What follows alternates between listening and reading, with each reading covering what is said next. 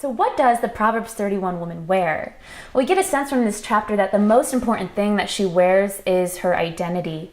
She understands whose she is, and that helps her to see who she is.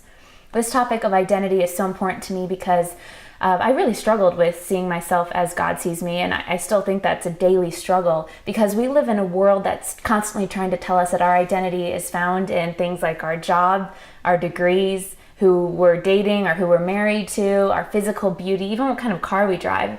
That's not at all what God's identity of us is built upon. So let's look at Proverbs 31 verse 22.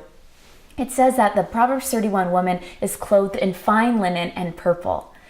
And if we look at Revelation 19:8, it talks about the bride being married to the Lamb of Christ, and the bride prepares herself in fine linen that is pure and bright. And the verse right below tells us that that fine linen represents the good deeds of God's holy people and the righteousness of the saints.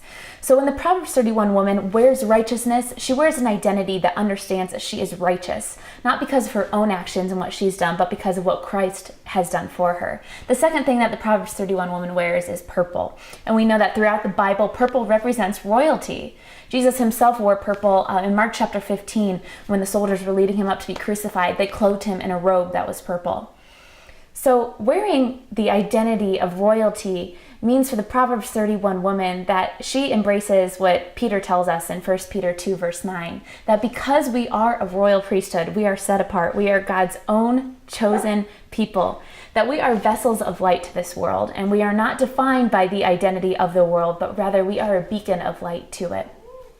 So I just encourage you to throw off whatever labels the world is trying to throw onto you that tells you who you are and why you're important. You are important because you're a chosen daughter of the King of the universe. He's called you by name. You are royalty, and I hope you can see yourself that way.